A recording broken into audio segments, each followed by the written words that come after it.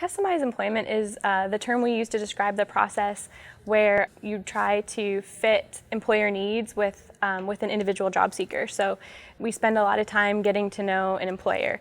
What kind of unmet needs do they have? What is their culture like? What are typical ways that they train people, that they go about producing whatever it is that they produce or doing their jobs? And then at the same time, you're getting to know an individual job seeker and the same sorts of things. What are their interests? What are their contributions that they have? What are their typical ways of learning and getting along with people? And then you try to figure out where those two things intersect so that it's of benefit to the employer, but also to the individual job seeker. In my mind, it just means what makes sense, doing what makes sense.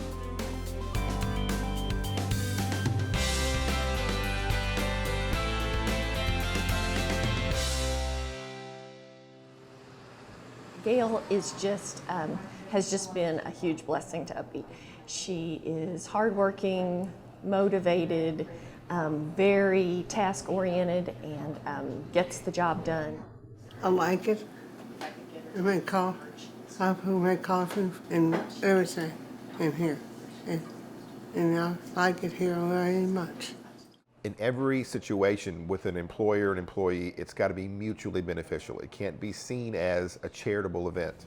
Just like with any of my other employees, I got her in to figure out what her strong suits were, where she could improve, but where she would also benefit us. I think my biggest surprise in hiring someone with a disability was how easy it was. It's been a great thing, and I would encourage lots of businesses to do it because it's beneficial to the business, it's beneficial to the employee, and it's just a great working relationship with Quest Connect involved.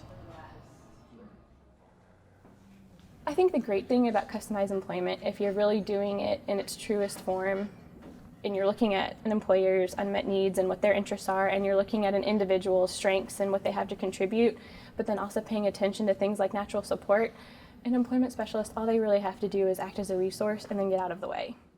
Ellen is a very shy, quiet person by nature, so for Discovery for her, it was simply just spending a lot of time with her.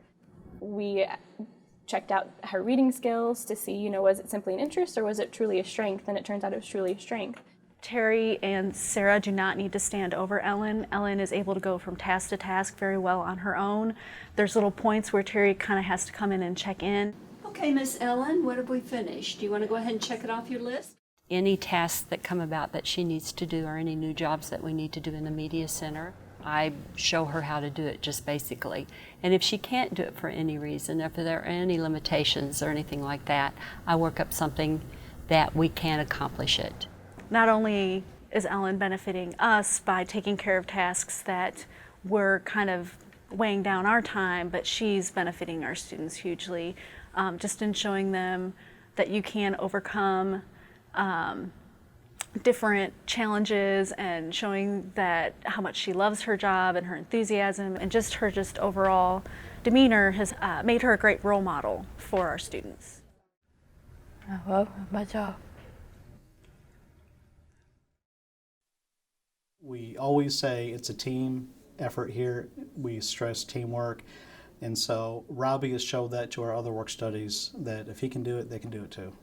Robbie does an excellent job for us. We started off slow and worked on different tasks, but it was soon before we knew that Robbie could do a whole lot more. He is our office assistant, so with that job he does a variety of things each and every day when he comes into work. Part of our public file, we have to make note of all of the local stories that we produce. And Robbie's responsibility is to log each and every one on this online file system. And that's a huge job. It's a very important job. I work at Moorhead State Radio, public radio. My job title is employee. I'm an employee. Two other important tasks: he files CDs in our music library, and then another important job that he does is clean our equipment. He checks the machines, make sure they're in proper working order. We rely heavily on Robbie, and his jobs are very important as to what we do. I like to get paid. I like stuff that I need, like food, clothes, video games. going out and eat all these restaurants. My biggest surprise for Robbie is the amount of energy and enthusiasm that he brings each and every day. I like to bottle that and have it to be a showpiece for all of my work studies and interns. And that's one of my biggest surprises. The other is the amount of impact that he has had on our work studies and our other students and working side by side with them. I made many friends here. Many friends. Paul, Patrick, Carty. I have so many friends. Employment first is a philosophy that employment be the first and preferred outcome for adults who receive services in the disability service system. It's been supported by the Department of Labor. It was started by APSE. APSE is the Association of People Supporting Employment First. And it's the idea that adults in our society go to work. That's what you do after school. And rather than going to a separate place where people with disabilities would go and spend their days, that adults are able to find a job that suits them well, what they have to offer makes sense for the business, where they can contribute, they can share what they have to offer, they can earn an income, they can pay taxes and be a contributing member of their local community.